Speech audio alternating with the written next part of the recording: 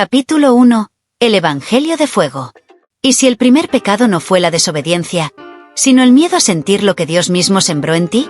La pregunta cayó sobre Amara como una chispa que incendia el trigo seco.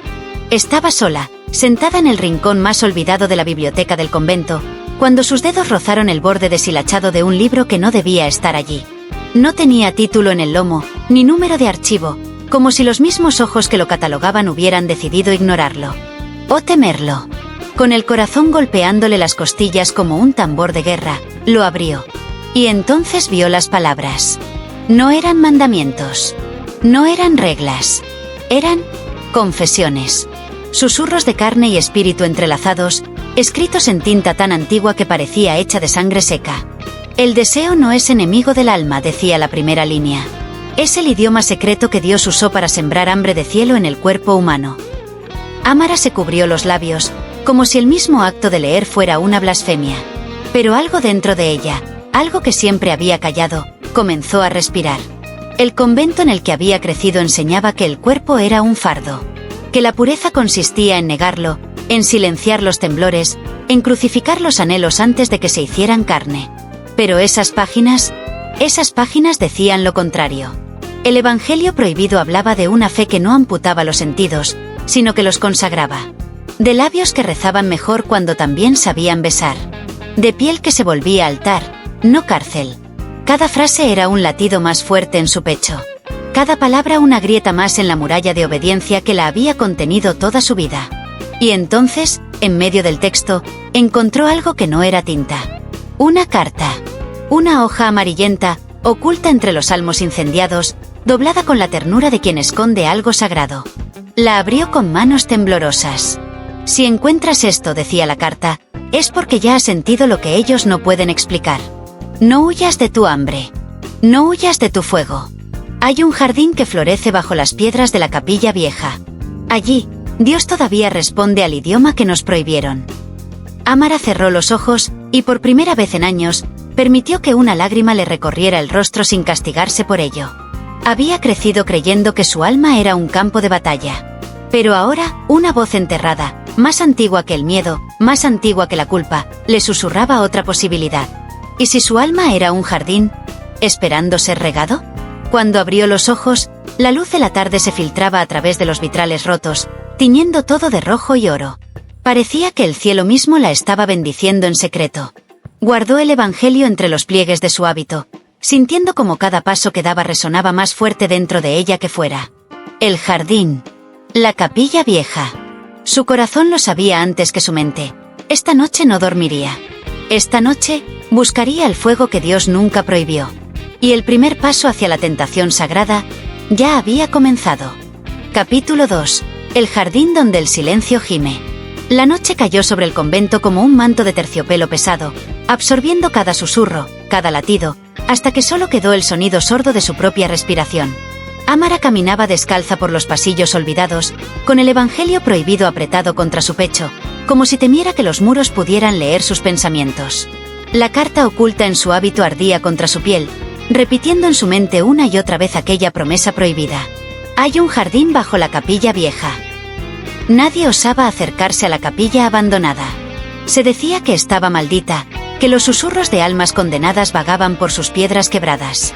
Pero Amara, esa noche, no sentía miedo. Sentía hambre. Una hambre antigua, más vieja que su carne, más profunda que sus votos.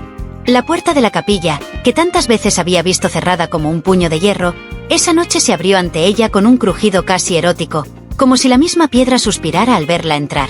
Dentro, la luz de la luna caía en columnas rotas, tiñendo el polvo suspendido en el aire de tonos plateados y dorados, como si ángeles invisibles respiraran alrededor. El altar estaba agrietado, los vitrales hechos jirones, pero debajo de esa ruina, algo latía. Amara avanzó hacia el confesionario derrumbado, donde la madera astillada parecía un gemir con pecados no dichos.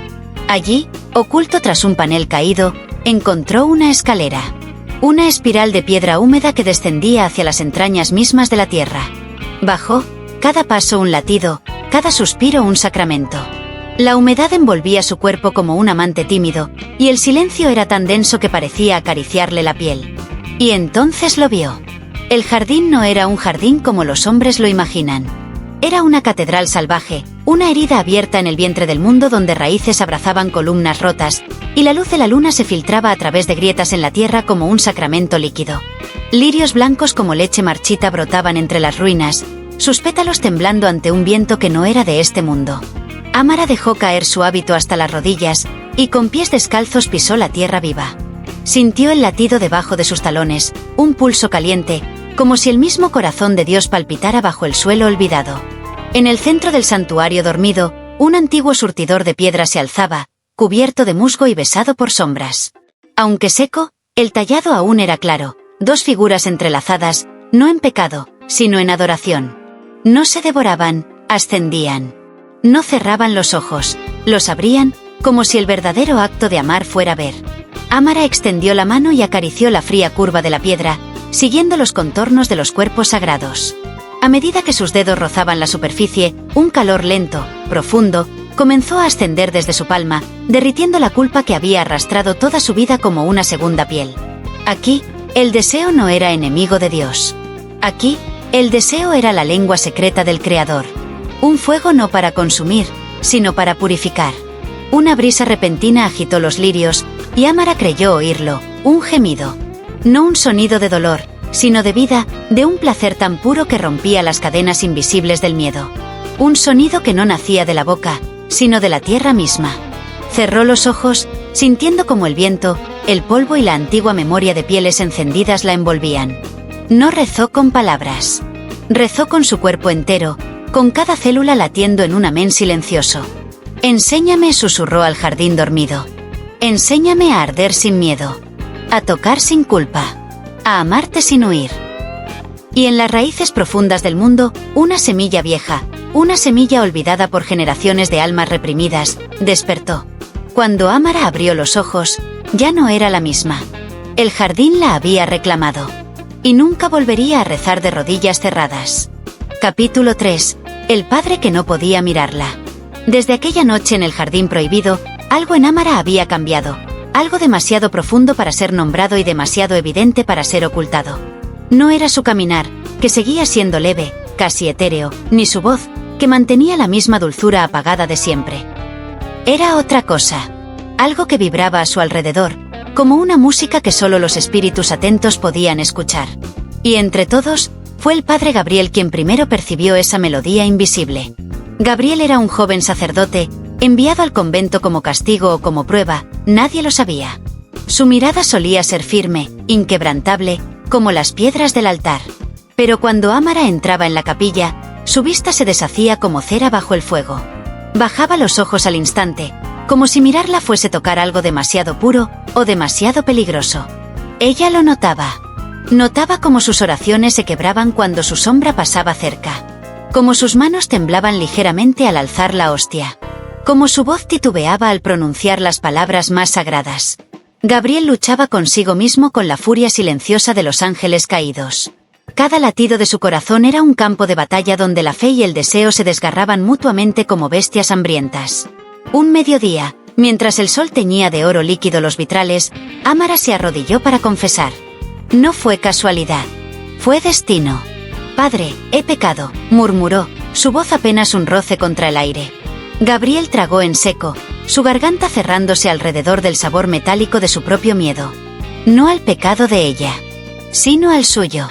Al pecado que comenzaba no en sus actos, sino en sus pensamientos, en el temblor involuntario de su alma cuando ella estaba cerca. Habla, hija, logró decir, con una voz que no parecía suya. Amara bajó la cabeza, pero no en vergüenza. En una especie de rendición sagrada. He sentido cosas, que no sé si son castigo o llamado, susurró. Gabriel cerró los ojos, como si el simple sonido de su confesión le arrancara la piel del alma. ¿Cómo explicarle que él también sentía lo mismo? ¿Cómo admitir que había soñado con ella, no en el lecho impuro del deseo humano, sino en la cima ardiente de un éxtasis que parecía, a pesar de todo, santo? El silencio entre ellos se tensó, vibrante, a punto de romperse como una cuerda de violín estirada al límite. Finalmente, Gabriel habló, pero no como sacerdote. Habló como hombre. No todo lo que arde viene del infierno, dijo, apenas un susurro. Amara alzó la vista. Sus ojos se encontraron. Y en ese instante, más puro que 1000 misas, más sagrado que cualquier sacramento, ambos supieron. No era la carne la que los condenaba. Era el miedo a sentirla lo que los separaba de Dios. Él apartó la mirada, rápidamente, como si ese solo vistazo hubiera arrancado la venda que cubría su fe, dejándolo desnudo ante un amor que no entendía, pero que tampoco podía negar. «Ve en paz», murmuró, casi con dolor.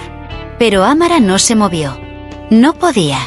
Algo invisible, algo antiguo, algo eterno, los había anclado en ese pequeño confesionario perfumado de incienso y duda. Y mientras los rezos de las otras hermanas flotaban como humo en la capilla vacía, Ámara y Gabriel permanecieron allí, unidos no por la palabra, ni por el cuerpo, sino por una grieta recién abierta en sus almas. Una grieta por donde, tarde o temprano, Dios mismo tendría que entrar. Capítulo 4. Votos de carne y espíritu. El día amaneció como si el cielo mismo hubiera olvidado cómo respirar. Una niebla espesa abrazaba las torres del convento, apagando las campanas, amortiguando los rezos. Era como si el mundo, entero y sagrado, estuviera conteniendo el aliento ante lo que aún no se había dicho, ante lo que aún no se había consumado. Ámara caminaba por los claustros en silencio, envuelta en su hábito como una virgen ofrecida al misterio, pero bajo la tela gruesa su cuerpo era un territorio despierto, un jardín secreto donde el fuego germinaba con raíces cada vez más profundas. Desde aquella confesión quebrada frente al padre Gabriel, sus votos, que antes eran grilletes de hierro, ahora latían dentro de ella como promesas aún no cumplidas. ¿Era pecado sentir que su cuerpo era un altar y no un enemigo? ¿Era traición desear que su fe también supiera de piel y suspiros, de latidos y temblores? En la sala de oración, mientras las otras hermanas repetían letanías con la cabeza gacha, Ámara cerró los ojos y dejó que su oración se desnudara. No pidió perdón. No pidió fuerzas para resistir. Solo pidió ser fiel a lo que en su interior ya ardía con el nombre de Dios. Y en esa rendición silenciosa, lo sintió, una presencia junto a ella, tan tangible como el tacto de una mano sobre su mejilla. No necesitó abrir los ojos para saber que era Gabriel. No el sacerdote, no el hombre. Era el alma rota que, como la suya, buscaba redención no en el sacrificio de la vida, sino en su plenitud. Él no dijo nada. Ella tampoco. Solo compartieron el mismo aire, la misma plegaria muda que subía como incienso invisible hasta un cielo demasiado lejano. Más tarde, en el jardín interior, bajo los arcos cubiertos de glicinas tristes, Gabriel se atrevió a acercarse. Su rostro era una máscara de tormenta y fe. Su mano rozó apenas el borde del hábito de Ámara, un gesto tan leve que podría haber pasado por accidente, si no fuera porque el roce dejó una estela de electricidad sagrada entre ambos. «Nuestros votos», murmuró él, sin mirarla, fueron escritos por hombres que temían lo que no entendían.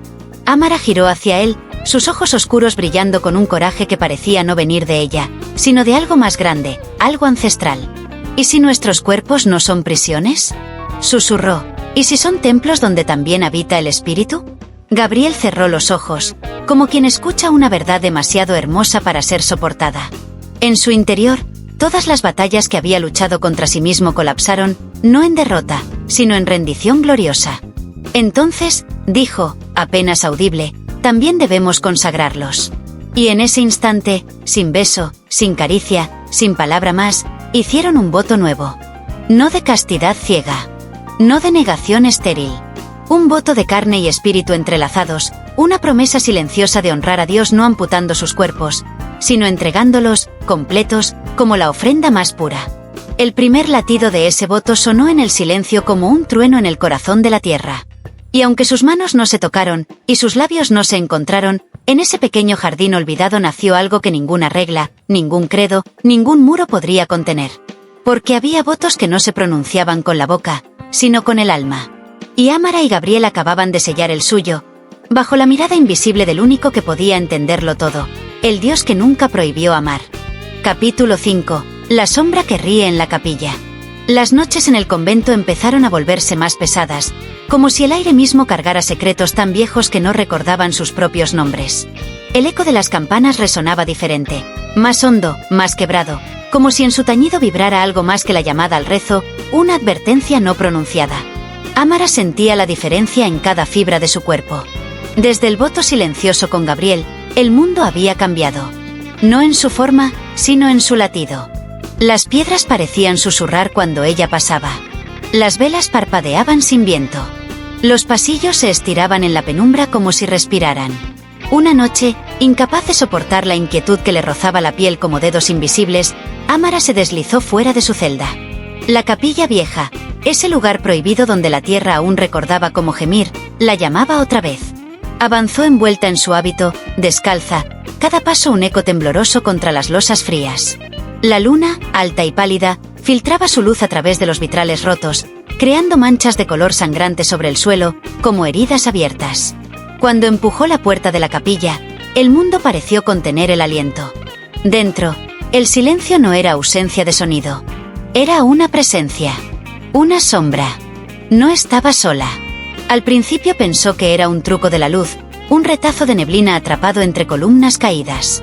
Pero entonces la vio moverse, una figura oscura, alta, sin rostro, deslizándose entre los bancos rotos con la ligereza de un suspiro. No caminaba. Flotaba. Y, lo más terrible, reía. No una carcajada vulgar. No un sonido de burla. Era una risa baja, casi maternal, casi dulce, y sin embargo tan profundamente errada que la piel de Amara se erizó como si una mano helada le acariciara la columna vertebral.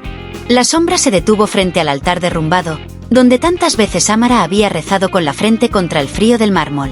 Y allí, sin moverse, sin hablar, sin forma definida, la sombra la miró. La vio. No sus ropas. No su cuerpo. La vio entera, su carne, su espíritu, su hambre, su culpa. Todo. Amara sintió el impulso de huir, de correr hasta que los pulmones le estallaran, de sumergirse en la seguridad ilusoria de su celda. Pero no se movió. Algo dentro de ella, más antiguo que el miedo, más fuerte que la obediencia, la ancló al suelo. Y entonces entendió, la sombra no era enemiga. No había venido a destruirla. Había venido a probarla. ¿Seguirías amando cuando tu amor revelara también tu oscuridad? ¿Seguirías buscando a Dios cuando descubrieras que Él habita también en las grietas de lo prohibido? La sombra inclinó su cabeza inexistente, como una reverencia. Y luego, sin más, se disolvió en el aire, como humo que recuerda brevemente haber sido llama. Amara cayó de rodillas, no por terror, sino por algo mucho más devastador, la certeza de que su camino ya no tendría retorno. Había sido vista. Había sido aceptada. Y ahora, incluso las sombras dentro de ella tenían permiso de rezar. Capítulo 6. El beso escondido en el Salmo. Los días siguientes a aquella noche en la capilla transcurrieron como un sueño del que Amara no quería, y ya no podía, despertar. Cada rincón del convento parecía respirar diferente, como si la propia piedra recordara que no todo lo sagrado era casto, y que no toda pureza nacía de la negación. Las oraciones, los cantos, las letanías, todo sonaba ahora como una melodía secreta, cargada de significados que solo los corazones despiertos podían escuchar. Fue durante uno de esos cantos, mientras hojeaba distraídamente un salterio antiguo en la biblioteca, que Amara encontró algo que no estaba destinado a ser encontrado. Entre las páginas quebradizas, oculto como una semilla de fuego entre plegarias gastadas, había un salmo sin numerar, escrito en tinta ya desvanecida pero aún viva. No era un salmo como los otros. No hablaba de penitencia, ni de sacrificios, ni de batallas celestiales. Era un susurro envuelto en versos, un latido atrapado entre palabras sagradas. Y en su centro, como una perla oculta entre arenas, había una imagen. Un beso. No un beso vulgar, no un acto de posesión o hambre, sino algo más profundo, más grave. Un beso ofrecido como sacramento, como puente entre dos almas que, al encontrarse, no se profanaban sino que se consagraban mutuamente. Bésame con el aliento que ora, decía una línea. Tócame con la fe que no necesita palabras. Amara sintió que su cuerpo entero se estremecía, como un campo de trigo bajo una tormenta silenciosa. No era deseo lo que sentía. Era reverencia. Una reverencia tan intensa que dolía. Guardó el salterio contra su pecho y huyó de la biblioteca como quien huye de un incendio. Pero el fuego ya estaba dentro de ella. Esa noche, bajo la luna temblorosa, Amara volvió al jardín secreto. Se arrodilló junto al surtidor seco, donde la piedra aún guardaba la memoria de cuerpos entrelazados que oraban con cada roce de su piel. Y allí, sola pero infinitamente acompañada, cerró los ojos y repitió en voz baja los versos del Salmo prohibido. No hubo respuesta inmediata. No descendió un ángel envuelto en alas de fuego. Pero sí sintió algo más sutil, más verdadero, un roce de viento en sus labios, cálido y sagrado como el primer aliento del mundo. No era un beso físico. Era el eco de todos los besos que nunca se dieron pero fueron prometidos. Era Dios, tocándola no con castigos ni juicios, sino con la ternura que solo los que aman hasta la médula entienden. Amara llevó los dedos a sus labios, como queriendo sellar aquel beso invisible en su carne. Y en su corazón, entendió, su cuerpo no era enemigo de su alma. Era el puente. Era el altar. Era la ofrenda. En ese instante, ya no hubo culpa. No hubo miedo. Solo la certeza luminosa de que besar, cuando el alma lo comanda y el espíritu lo bendice, también es una forma de rezar. Y aquella noche, en lo profundo del convento dormido, una nueva oración ascendió hacia el cielo, llevada no por las palabras, sino por la piel misma de una elegida. Capítulo 7. El sacramento de la piel. Había una hora, justo antes del amanecer, en que el mundo parecía suspenderse entre la sombra y la luz, entre el olvido y la promesa. Era en ese instante de frontera donde Amara sentía que su alma, su cuerpo y su fe respiraban al mismo ritmo, como si Dios mismo la meciera en su palma silenciosa. Aquella madrugada, Amara descendió nuevamente al jardín oculto, no como una fugitiva ni como una penitente, sino como quien regresa a casa. Bajo los arcos musgosos y las raíces abiertas, la tierra la recibió con un perfume denso de humedad y eternidad. La fuente seca la esperaba como un altar olvidado por los hombres pero recordado por el cielo. Se arrodilló. Cerró los ojos. Y por primera vez, no pidió permiso para sentir. Permitió que su cuerpo, ese terreno que siempre le habían enseñado a desconfiar, se convirtiera en oración viva. La brisa acarició su mejilla, su cuello, la curva suave de sus hombros, como dedos invisibles modelando una ofrenda de carne y espíritu. Cada caricia del viento no era solo una sensación, era un recordatorio. Ella había sido creada no para negar su cuerpo, sino para consagrarlo. Este es mi cuerpo, entregado por ti. La frase antigua brotó de su boca sin pensar, no como una repetición vacía, sino como un acto íntimo de entrega. No a un hombre, no a un deseo profano, sino a esa presencia que ardía en cada célula suya como una llama sin nombre. Amara deslizó sus manos lentamente sobre su piel, como quien recorre una reliquia sagrada. Sus palmas rozaron sus brazos, su vientre, sus muslos, no para poseer, sino para recordar que cada parte de ella era obra de un amor más grande que cualquier mandato de negación. Y en ese gesto, tan simple, tan puro, entendió la verdad que los libros temían decir en voz alta. La piel también reza. El tacto también salva. El deseo, cuando nace del alma y regresa al alma, es el idioma secreto con el que Dios escribe sobre nosotros su nombre. Una lágrima tibia descendió por su mejilla, no de tristeza, sino de plenitud. Se sentía completa, visible, aceptada. Sin necesidad de ser tocada por otra mano humana, sin necesidad de ser poseída, Amara había encontrado el sacramento perdido, el de honrar su carne como templo, no como carga. La tierra bajo ella susurraba. Las flores cerradas aún en la oscuridad vibraban en silencio, como si un coro de espíritus antiguos entonara himnos mudos en honor a su renacimiento. Cuando el primer rayo de sol atravesó la grieta del techo derrumbado, tiñendo todo de oro líquido, Amara abrió los ojos. No era la misma que había bajado esa noche. Era una elegida, una consagrada.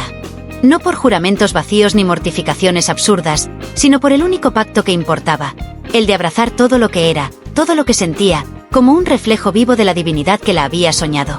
Se incorporó lentamente, su cuerpo temblando no de culpa, sino de reverencia.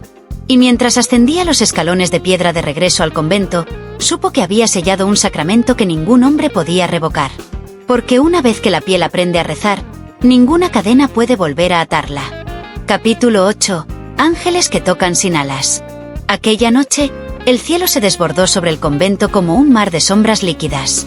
Las estrellas, ocultas tras un manto de nubes gruesas, parecían haberse retirado en un silencio reverente, dejando a la tierra sola, desnuda ante sí misma. El viento ululaba entre las torres de piedra, no como amenaza, sino como una canción antigua que solo aquellos que habían aprendido a escuchar con la piel podían comprender. Amara despertó con el corazón latiendo demasiado rápido para un sueño común. Algo la llamaba, no con palabras, no con imágenes, sino con un tirón sagrado desde lo más hondo de su alma. Se levantó, aún envuelta en la tibieza de sus sábanas, y sin pensarlo, como obedeciendo a un mandato silencioso, salió al patio interior, donde la noche parecía respirar. El aire era denso, cargado de un perfume extraño, una mezcla de tierra mojada, incienso apagado y algo más, el olor eléctrico del milagro al borde de estallar. Allí, en medio de la oscuridad, sintió su presencia. No era Gabriel. No era una hermana. No era un hombre ni una mujer. Era otra cosa. Una vibración. Un roce invisible. Un estremecimiento en el centro de su pecho. Amara cerró los ojos y extendió las manos, no para protegerse, sino para ofrecerse. Y entonces lo sintió. Manos que no eran manos. Alientos que no eran pulmones. Caricias que no rozaban su piel, pero la traspasaban como una ola de fuego líquido, envolviendo cada fibra de su ser. No eran fantasmas. No eran demonios. Eran ángeles. Ángeles que no necesitaban alas para tocar.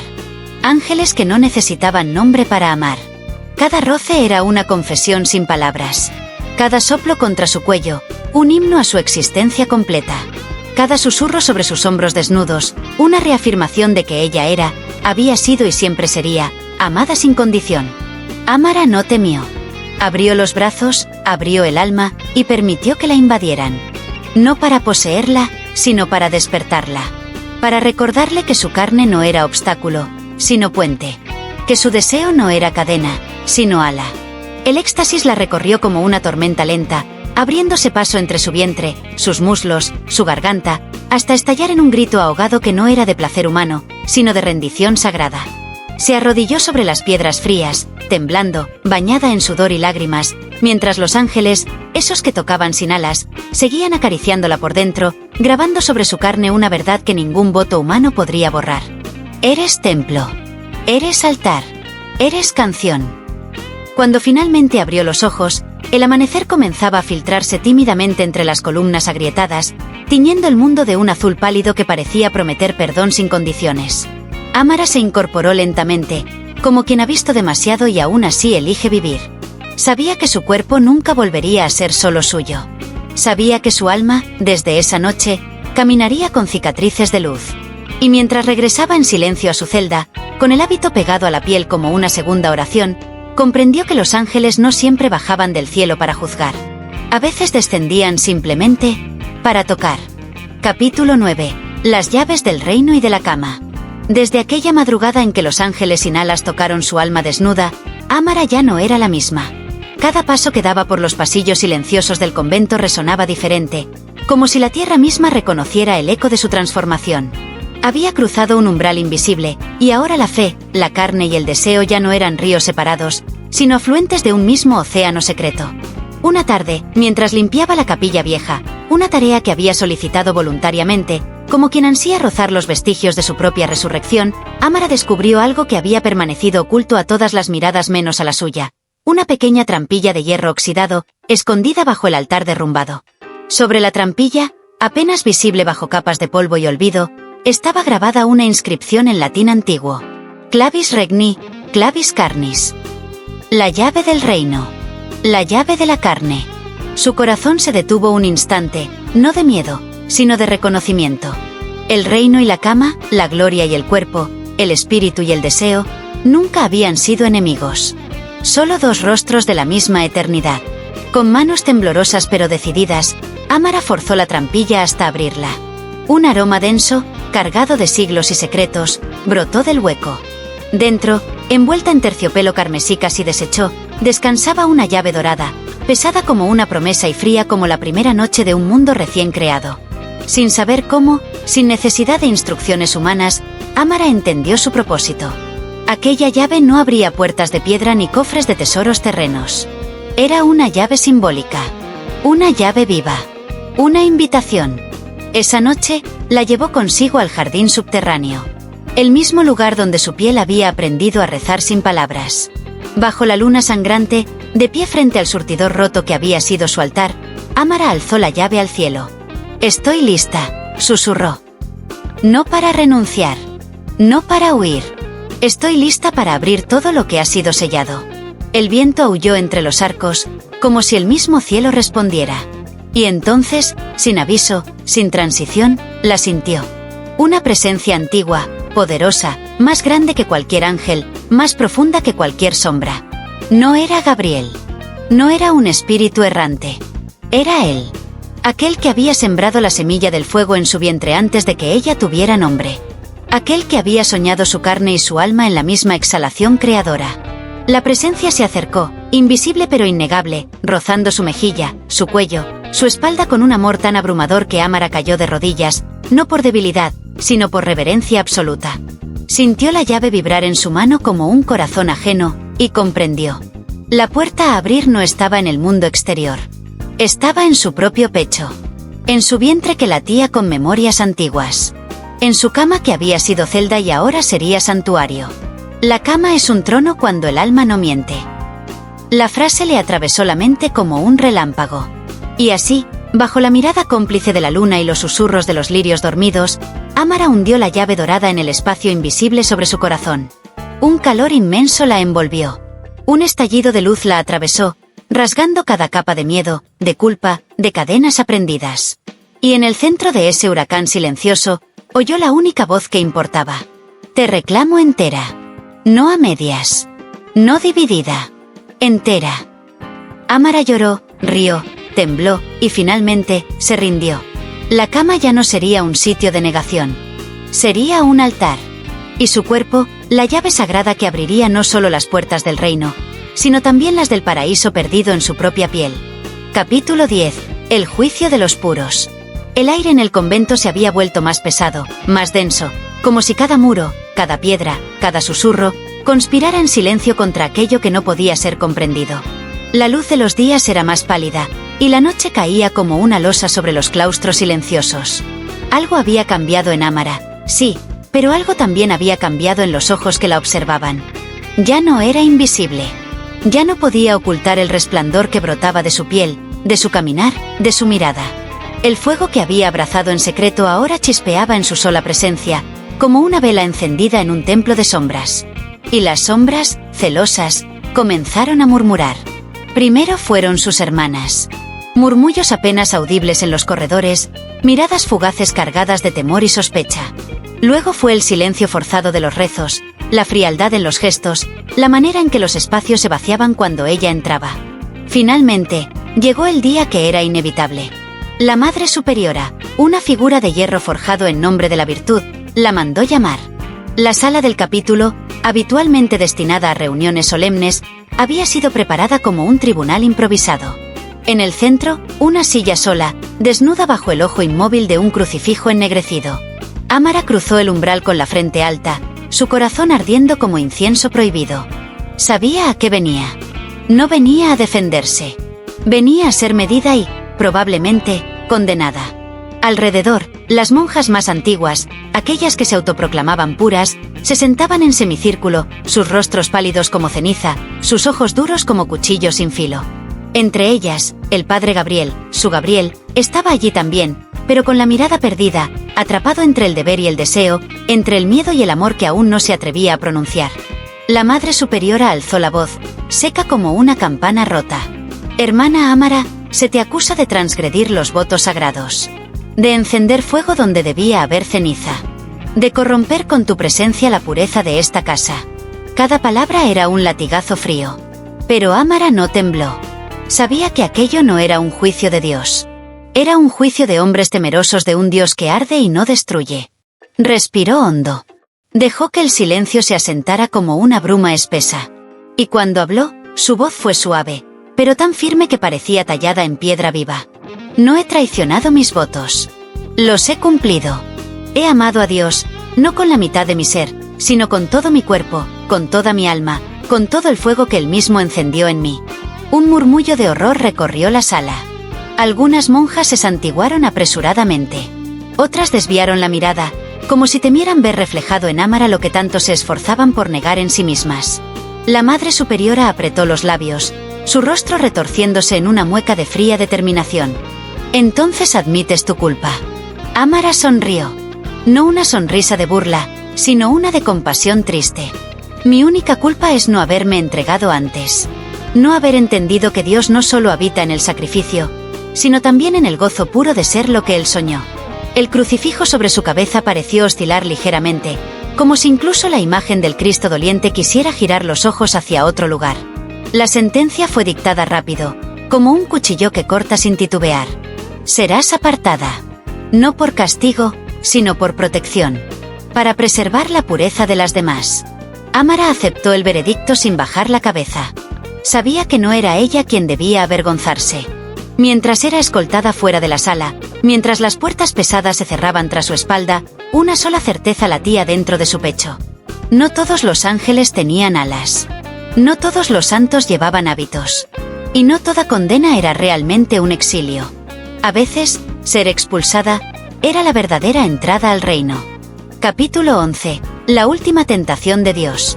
La noche cayó sobre el mundo como un sudario de terciopelo negro. El viento ululaba entre los cipreses del antiguo cementerio contiguo al convento, y cada hoja susurraba secretos olvidados, nombres prohibidos, plegarias que nunca llegaron al cielo.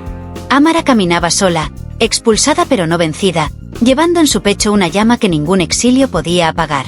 Había dejado atrás las piedras frías, las miradas torcidas, los rezos vacíos. Ahora, solo quedaba ella y el sendero abierto ante sus pies desnudos. Pero no era libre aún. Lo sabía. Porque la libertad verdadera no consiste en huir del miedo, sino en abrazar el peso de uno mismo sin temblar. Cruzó la reja oxidada que separaba el convento del bosque antiguo, un lugar que las hermanas llamaban la frontera de las almas. Allí, bajo el amparo de una luna velada de nubes, la esperaba su prueba final. La presencia surgió entre los árboles sin hacer ruido. No era sombra ni luz, ni carne ni espíritu. Era algo en medio, algo que no podía ser nombrado sin perder parte de su esencia. Y Amara la reconoció. Era la última tentación. No una voz que le ofreciera placeres mundanos. No una serpiente susurrándole promesas huecas. Era mucho más sutil. Más devastadora. La tentación de rendirse. De renegar del fuego que había encendido. De volver atrás, de doblar las rodillas no ante Dios, sino ante el miedo. La figura alzó una mano, y su voz, un susurro que parecía tejido con hilos de seda y ceniza, acarició sus oídos. Vuelve. Renuncia a tu hambre. Apaga la llama antes de que te consuma. Amara cerró los ojos. La voz era dulce. Era segura. Prometía paz, a cambio de su alma. ¿Valía la pena seguir ardiendo en soledad? ¿Valía la pena cargar con una verdad que la aislaba, que la desgarraba, que la condenaba a caminar siempre en los márgenes? Una lágrima resbaló por su mejilla, salada como el mar primigenio. No por debilidad, sino por el peso insoportable de la elección. La figura extendió hacia ella una túnica blanca, inmaculada, símbolo de la obediencia recuperada, de la negación limpia, del regreso seguro. Vuelve, insistió. Sé buena. Sé pura. Amara sintió su alma tambalearse. Pero entonces, en lo más hondo de su ser, oyó otro susurro. Uno que no venía de fuera, sino de dentro. Una voz antigua como el primer amanecer. Una voz hecha de carne y espíritu entrelazados. Te creé para arder, no para esconderte. Abrió los ojos. Y en ellos brillaba la respuesta. Con manos temblorosas pero decididas, rechazó la túnica. Con pies heridos pero firmes, avanzó un paso hacia el abismo desconocido. La figura oscura retrocedió, no con ira, sino con tristeza. Porque sabía que había perdido. Amara caminó más allá de la frontera, hacia el bosque prohibido, hacia el alba que aún no había nacido. Y mientras lo hacía, mientras el frío le cortaba la piel y el miedo le mordía los huesos, sonrió. Porque entendía, al fin, que la última tentación no era caer. Era dejar de caminar.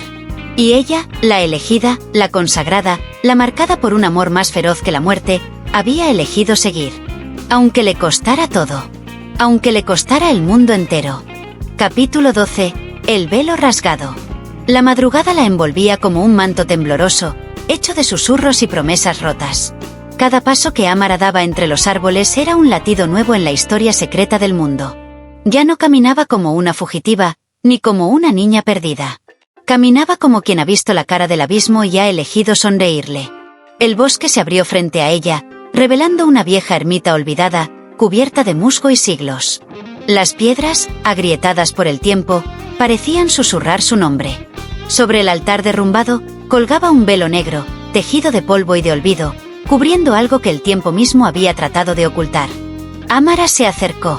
Cada fibra de su cuerpo sabía que allí, detrás de ese velo roto, latía su destino. La llave dorada que aún llevaba colgada al cuello vibraba contra su pecho, como una segunda alma llamándola a actuar. No dudó. Con manos firmes, apartó el velo. Y entonces lo vio. No era un tesoro. No era un relicario. Era un espejo. Antiguo, agrietado, pero aún capaz de reflejar la verdad que ni el tiempo ni el miedo podían borrar. En su superficie opaca, Amara no vio su rostro como era. Vio su alma.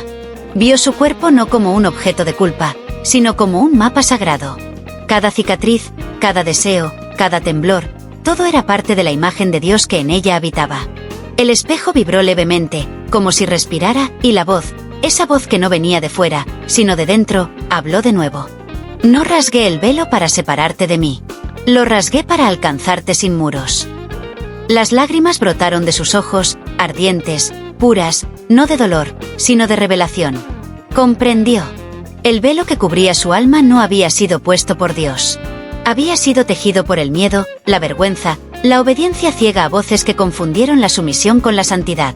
Y ahora, ese velo caía. No quedaba separación entre su carne y su espíritu. No quedaba distancia entre su deseo y su devoción. Era una sola. Era completa. Era libre. En ese instante, el mundo pareció temblar. Los árboles se inclinaron. El viento se arrodilló. Y el cielo, aún cubierto de nubes, dejó filtrar un rayo tímido de luz, como un dedo de Dios tocando su frente. Amara se puso de pie, descalza, descubierta, invencible. El velo había sido rasgado. Y en el lugar donde antes hubo culpa, ahora solo quedaba gloria. Capítulo 13. La consagración del deseo. El alba rompió sobre el horizonte como un latido dorado, lento y majestuoso, bañando el bosque, la ermita, y cada fibra del cuerpo de Amara en una luz que no era de este mundo. Ella se mantuvo inmóvil, con los pies hundidos en la tierra húmeda, los brazos abiertos al cielo que recién despertaba, y el corazón latiendo con una melodía que había esperado siglos para ser escuchada. La consagración no llegó con campanas ni coros de ángeles visibles. Llegó como llega el fuego verdadero, en silencio, en lo hondo, quemando sin destruir, transformando sin devorar. Amara cerró los ojos, y en la oscuridad cálida que nació detrás de sus párpados, vio todo con una claridad que nunca antes había conocido. Vio su cuerpo, no como prisión, sino como tabernáculo. Vio su deseo, no como debilidad, sino como puente hacia el sagrado corazón de Dios. Vio su hambre, su sed, sus temblores secretos, no como cadenas, sino como lenguas de fuego que la empujaban hacia el abrazo de lo eterno. Sintió el primer roce en su espalda, tan ligero como un suspiro. No era una mano humana. Era la caricia del espíritu que la había soñado desde antes del tiempo, ahora reclamándola, ahora sellándola como suya. Una oleada de calor la recorrió de pies a cabeza, encendiendo cada rincón de su ser. Pero no era un incendio de culpa ni de vergüenza. Era la luz viva que reclamaba lo que siempre le había pertenecido. Tú eres mi deleite, susurró la voz, no desde los cielos, sino desde el fondo de su propia sangre. Tu deseo es mi altar. Tu cuerpo, mi morada. Amara cayó de rodillas, no por humillación, sino por la sobrecarga de gloria que su carne frágil apenas podía contener. Y allí, en el polvo, en el aliento compartido entre la tierra y el cielo, ofreció todo. Su piel, su hambre, su gozo, su fe, todo. Y en ese acto de entrega absoluta, el jardín secreto dentro de ella floreció. No un jardín de rosas terrenales, sino de estrellas, de himnos mudos, de relámpagos dulces que nacían y morían en el ritmo de su respiración consagrada. Amara ya no era la joven expulsada, ni la novicia perdida, ni la hija obediente. Era el templo vivo donde el deseo y la divinidad bailaban sin miedo. Se puso de pie lentamente, como quien renace de su propio fuego, y caminó hacia la nueva luz del mundo. No volvería a ocultar su cuerpo como pecado. No volvería a enterrar su deseo como vergüenza. Ahora sabía.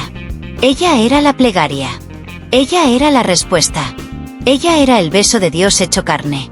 Y mientras avanzaba por senderos que nadie más podía ver, cada paso suyo sembraba vida nueva en la tierra dormida, cada latido abría cielos invisibles, cada susurro de su piel era un canto que la creación entera recordaría para siempre. Amara, la elegida. Amara, la consagrada. Amara, el deseo hecho oración. El fuego ya no la consumiría. La vestiría. Para siempre. Epílogo, el eco de la llama. Muchos años después, cuando las piedras de aquel convento olvidado hayan caído en polvo, cuando los nombres de las que la juzgaron se hayan borrado como huellas en la arena, el susurro de Amara seguirá vivo. No en libros. No en reliquias.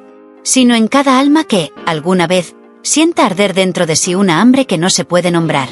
Porque el deseo que Amara abrazó, ese fuego sagrado que ni el exilio ni la vergüenza pudieron apagar, era más que una historia. Era una semilla.